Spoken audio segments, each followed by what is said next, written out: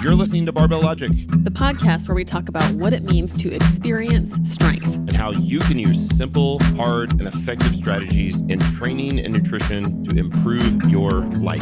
It starts with meeting you where you are right now and finding lasting solutions. Welcome to the show.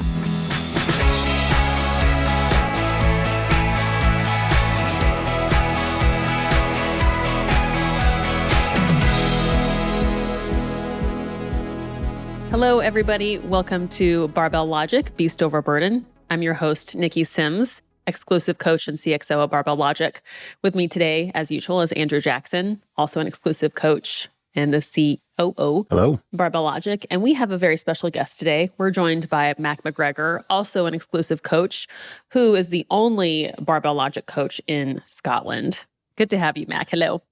Hey, good evening. I'm both excited and terrified at the same time. How are you doing? What are you terrified about? Well, this is my first ever podcast. I usually keep myself locked away from the world and very private. So yeah, this is a whole new experience for me. Oh, it's so good to have you. You've been putting out some really wonderful content lately. I know you have a blog going, your Instagram, which is Capricorn Fitness. You're really telling a lot of really wonderful stories and helping your lifters. So you have to put yourself out there as a coach, and it can be kind of a scary thing to do, but I really like what you've been contributing, just so you know. Oh, well, thank you very much. It's one of those things, isn't it? When you start your own business and then you find out whether you like it or not, you have to be in marketing and sales and social media, and you have to entertain. That's been quite hard for me to get my head around, but I think the blogs have been very useful just to outpour some ideas. Well, it's nice. It's relatable. I quoted Schwarzenegger before, but I recently saw him talking about actors in the 80s. It was like anathema for them to sell. They thought, I'm not a salesperson. And one of Schwarzenegger's big skill sets was putting himself out there and selling, making connections and, self-promoting himself a bit. But if anything you're doing, you end up having to sell. And I've always had a problem with selling because it felt like I was manipulating, or at least when people sell to me, I feel like I'm being manipulated. But I like the idea of thinking of selling as connecting with other people and helping them have the right information to make a decision.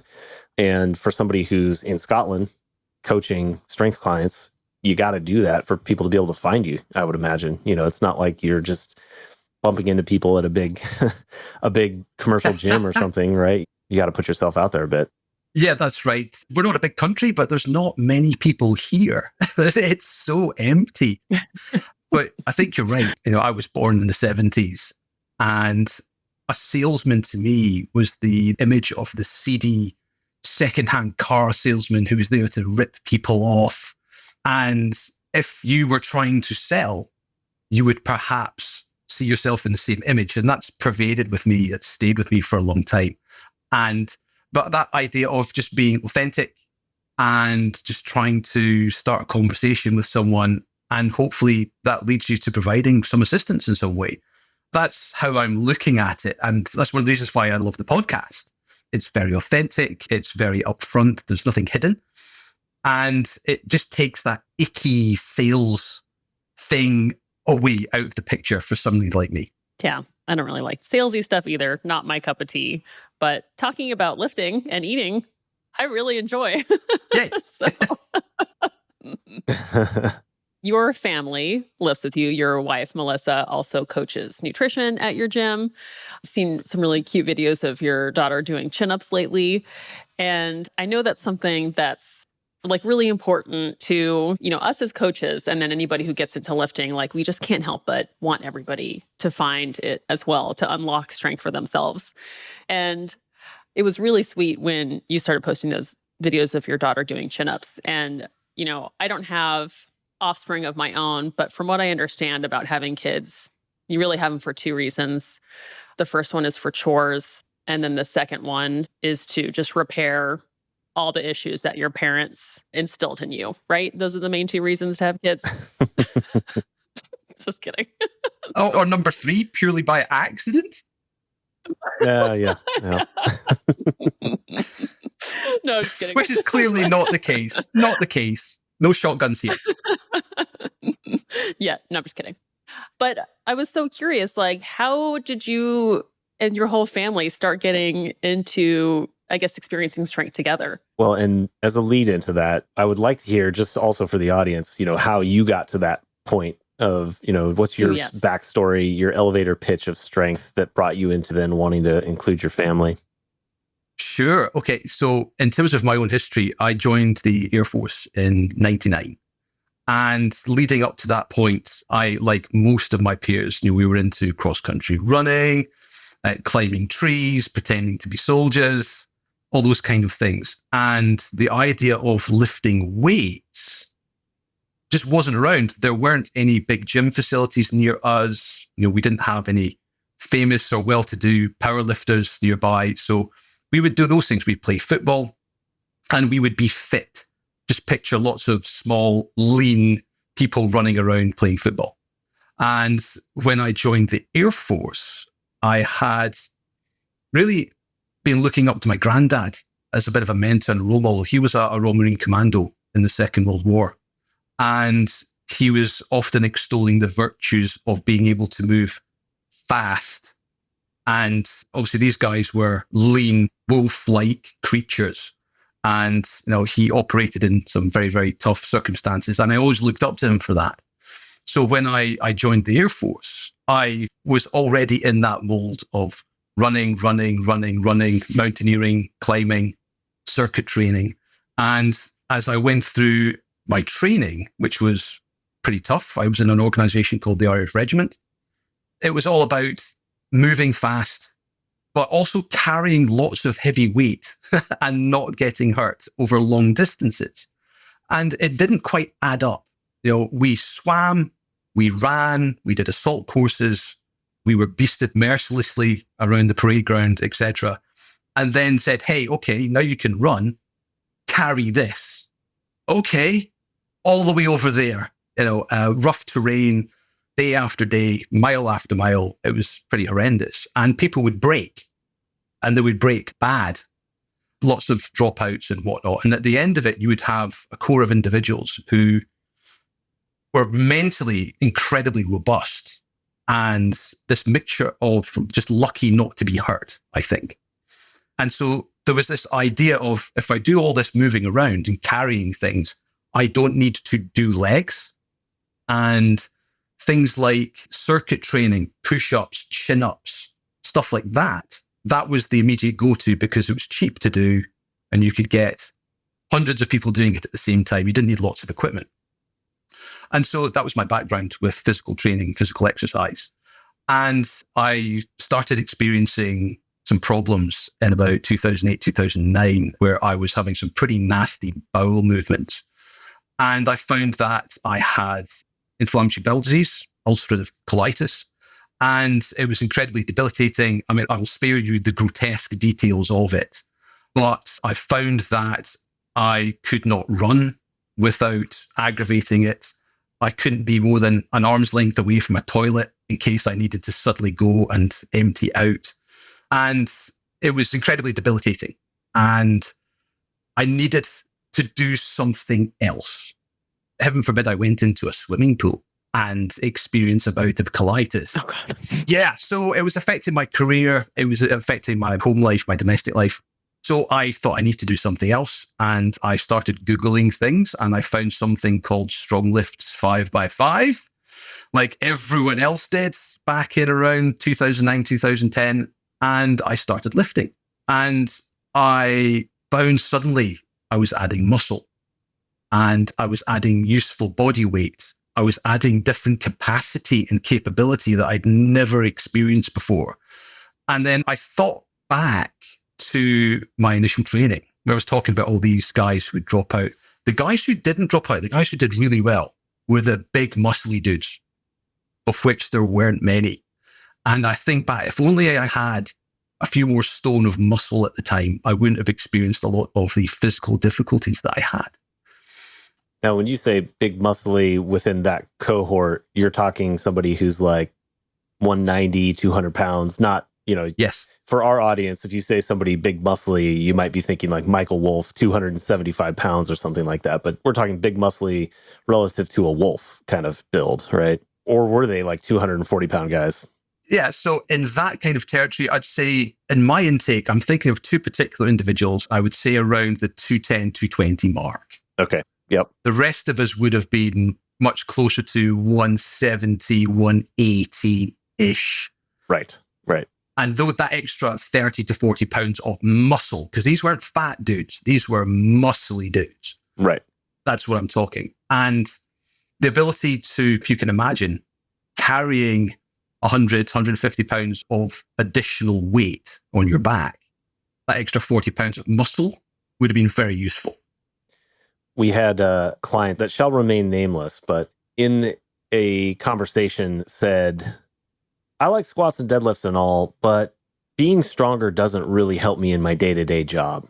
So I'd like to do more core work and stability work, because that's really what I use. That's what enables me to carry, a ruck in one hand and rig a chain in the other hand and be able to do that stuff in my day-to-day job. Did you experience that kind of mentality? And how do you feel about that after experiencing being stronger? For sure. It depends on what your role is, I think, at the end of the day. I'm going to assume that this person's role was very different from mine.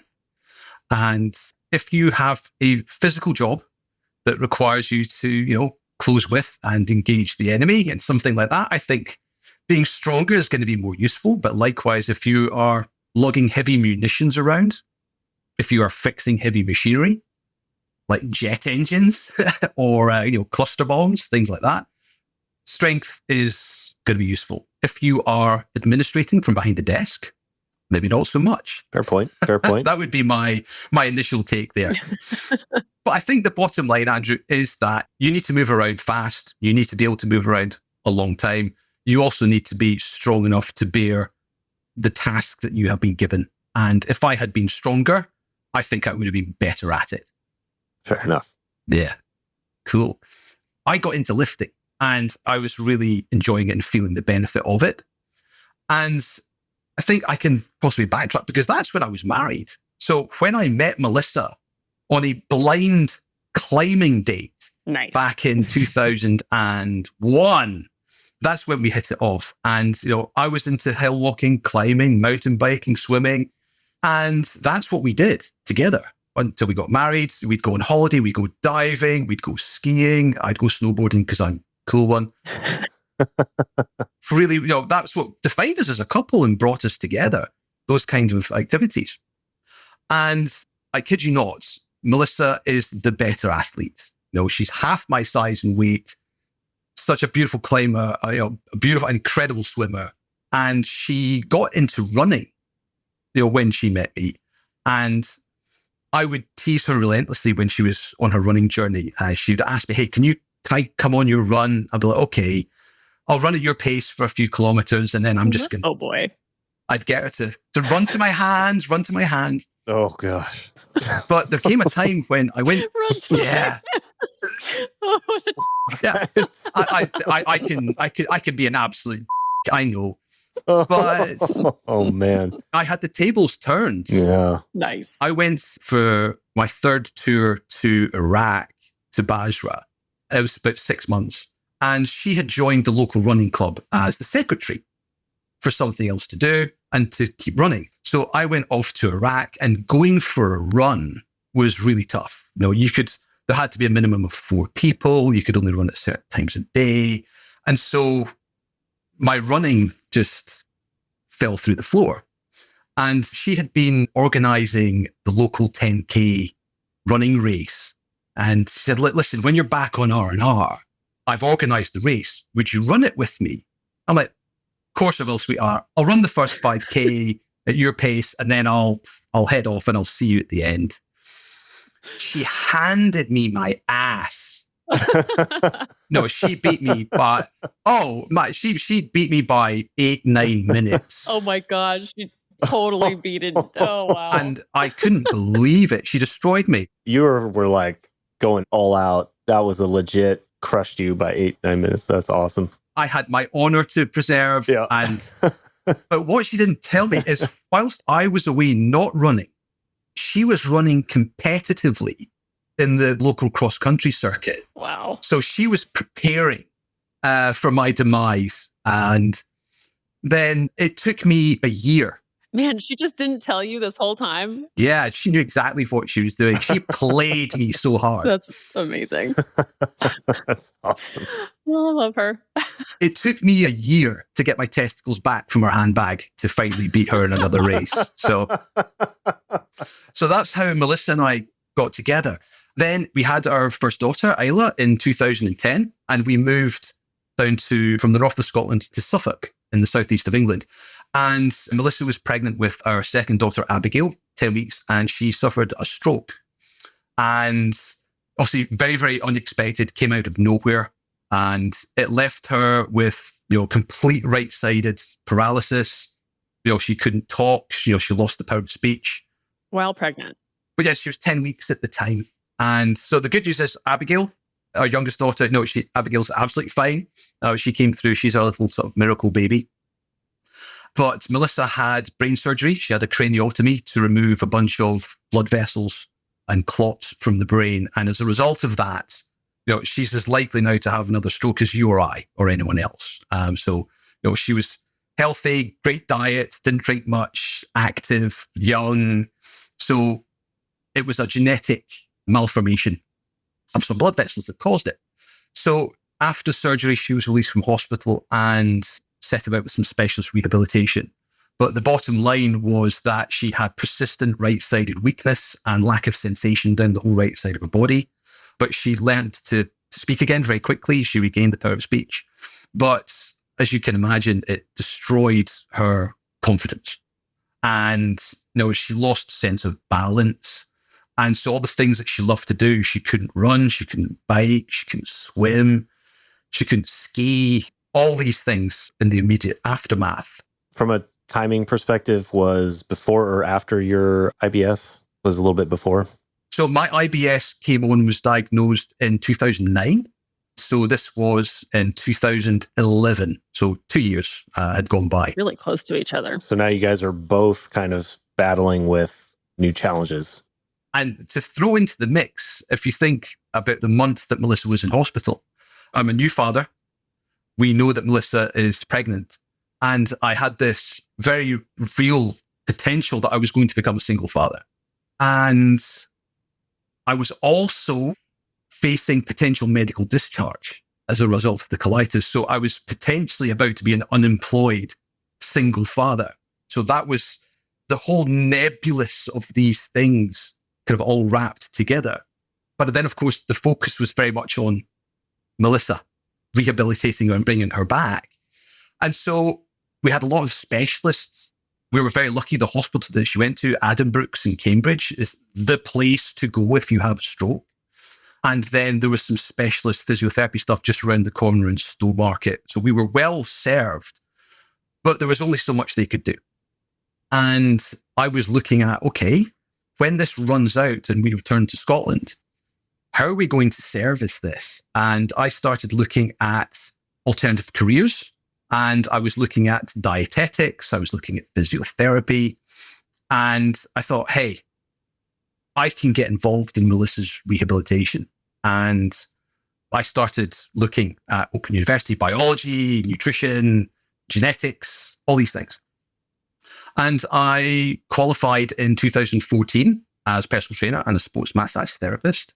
And when I finished my last tour in Afghanistan in 2014, I then transitioned and became a civilian in the real world with a view to assisting Melissa's rehabilitation.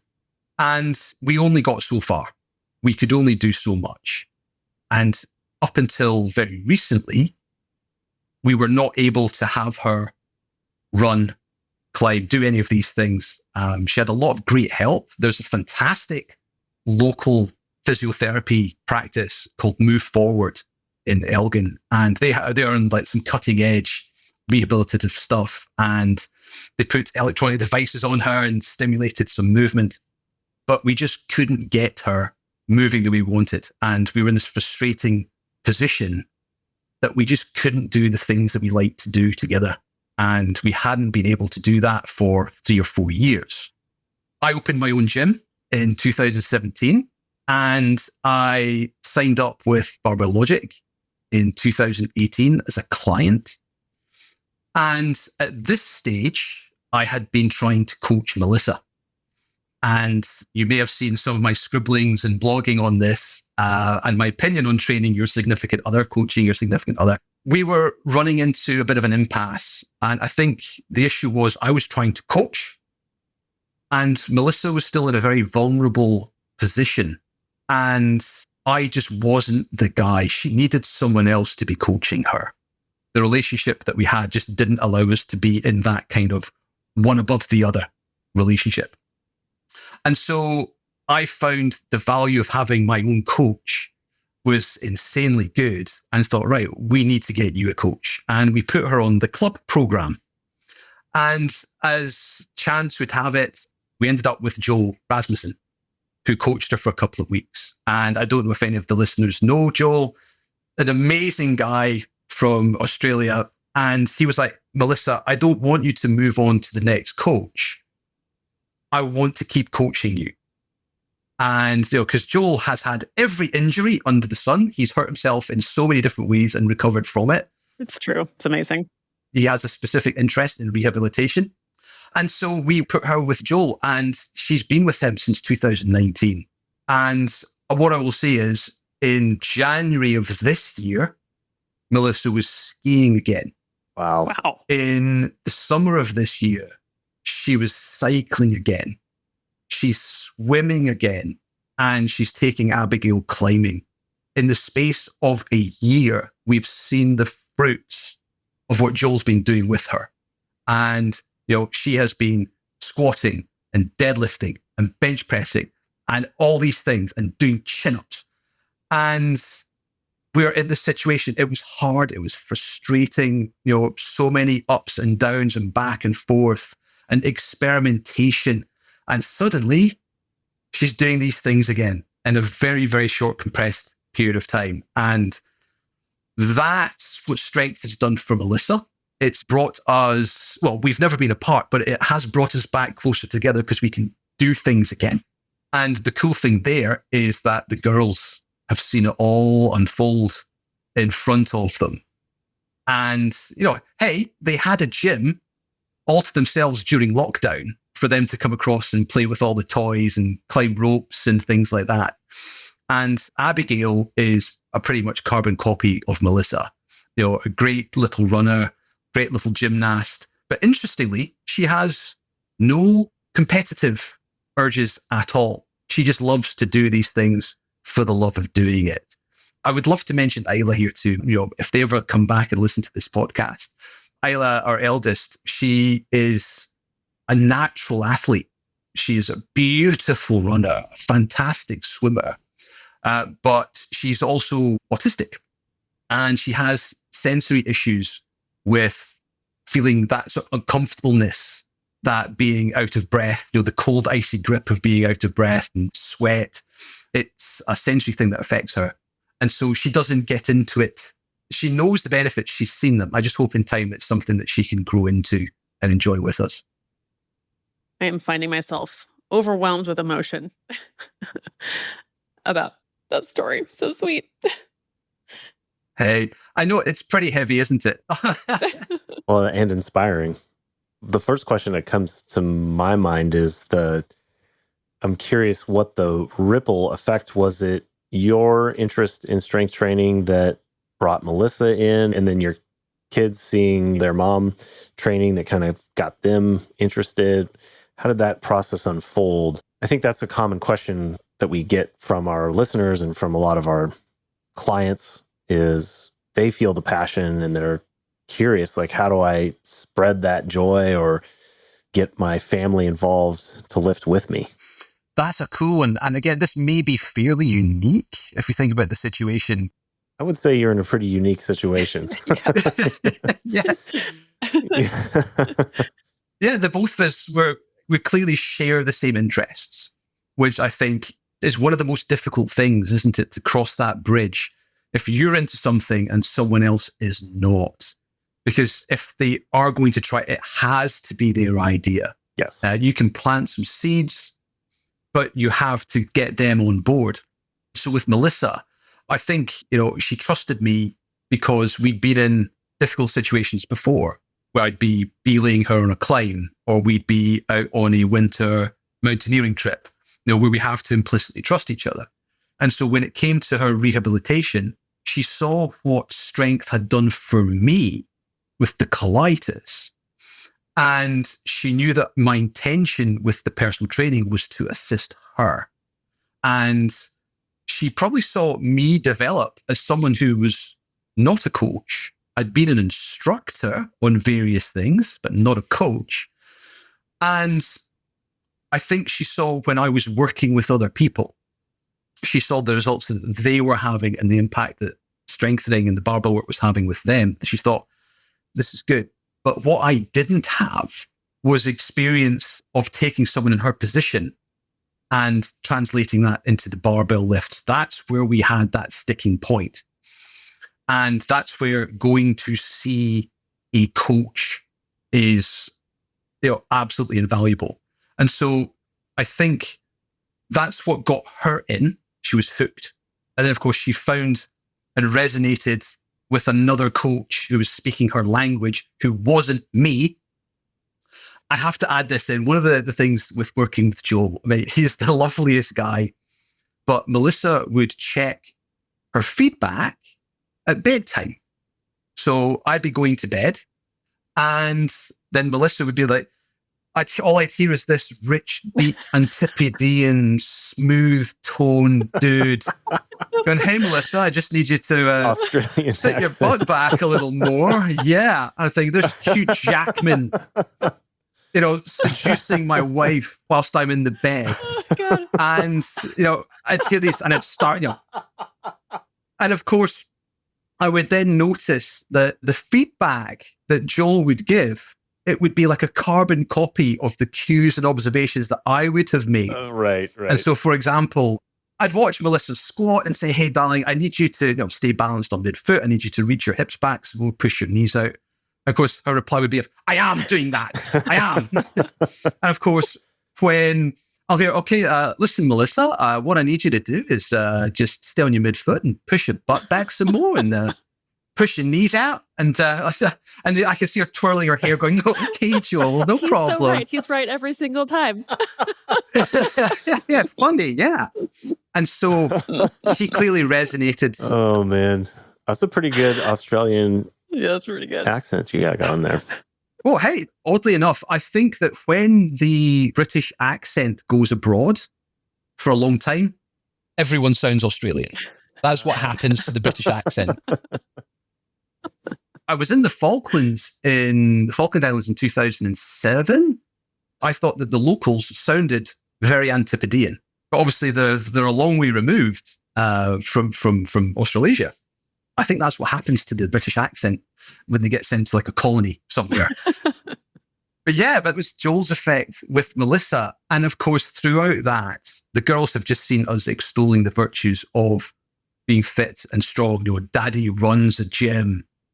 Abigail, bless her, has said a couple of times that she'll either wants to be a hairdresser or join the business. Wow. Yay. I'm really pleased that that's in her head. Whether that's going to happen or not, she can do what she likes. But I thought that was a great piece. And, Isla loves the fact that she has a Capricorn Fitness t-shirt and, and a hoodie. And I think it's just, being positive and just seeing it's such a big part of our lives. We've consistently trained in front of them 3-4 days a week for years. And Andrew, your daughter, she's 13, and you're so good about wanting her to find her way of expressing herself. And she sees you in the garage gym. And I know she's kind of gone in there a few times. You never make her go work out. When she comes into the gym, you're always really great about finding ways for her to kind of play, it seems like. What's that been like for you? Yeah, I think making it play has been the thing that's, at her age, the most rewarding way of engaging with her. There was a period of time where I thought, okay, if I can get her doing some sort of squat, bench, and deadlift in a workout, then, maybe we can start to build from that. But that's never worked very well. But I always make sure it's an invitation for her to come in to the space. It's a little bit of a tricky balance because sometimes I get into a bit of a headspace that I don't think she likes to see. I get pretty aggressive with my training or violent with the barbell if I'm doing some of the power clean or the weightlifting movements. And I can get into sort of like what she sees as angry daddy mode. And that I think is sometimes hard to be around. But as much as possible, I just try to make it a standing. So you turn off the tool and you turn on Taylor Swift. Right. Oh, yeah. That's a big one, actually. She gets to control the playlist when she's training. And so over the years, it's been a lot of T Swift. She went through a Hamilton soundtrack phase, Katy Perry. Her having music control is a big one. And then her getting to program herself right now tends to be a big one. But yeah, she has yet to cross the threshold into any kind of structured training, though she's getting, I think, old enough that I would be interested in seeing if she would be willing to try working with a coach, because I don't think I could ever be coach, for her. Kind of like Mac is suggesting, I don't think it works super well to be dad-daughter coach for most either. Yeah. I mean, I would concur. I think the idea of trying to make them squat, bench, and deadlift, I suffered exactly the same thought process. And they can move really well. Honestly, the two of them don't have my lack of coordination. They've inherited some quality genetics from their mother and they've avoided a good handful of mine. And the idea of just inviting play is just so much more useful for the kids. Yep. They've fallen into things that they like. So Abigail loves her chin-ups.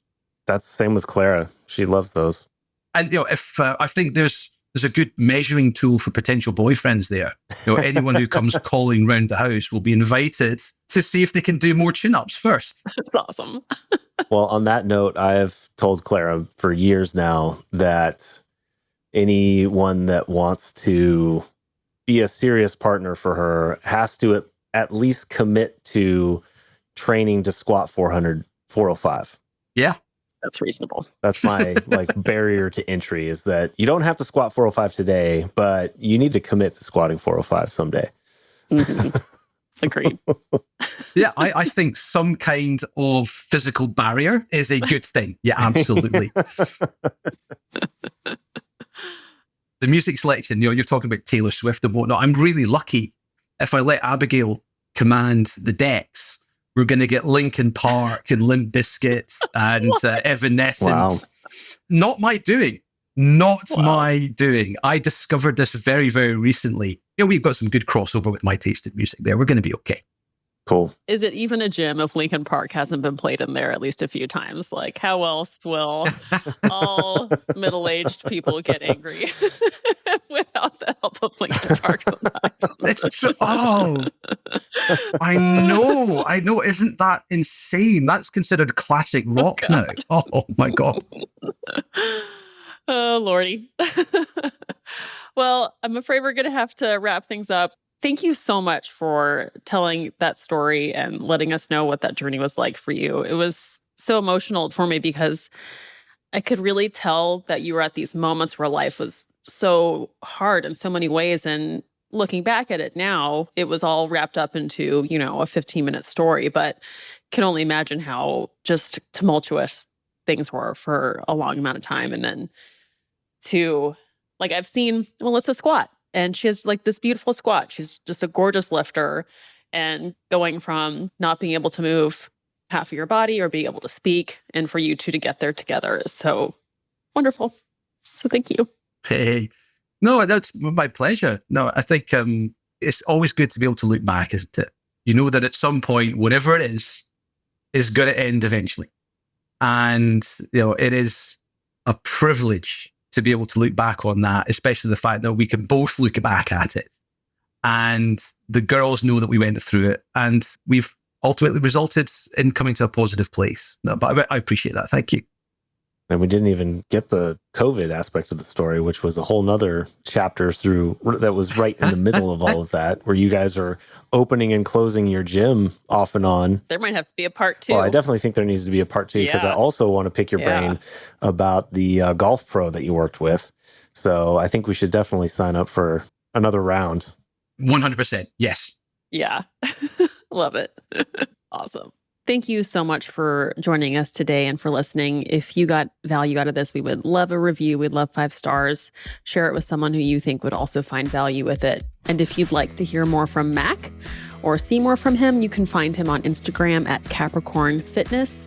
He is also an exclusive coach here at Barbell Logic. His name is Mac McGregor, and you can learn more about us at barbelllogic.com.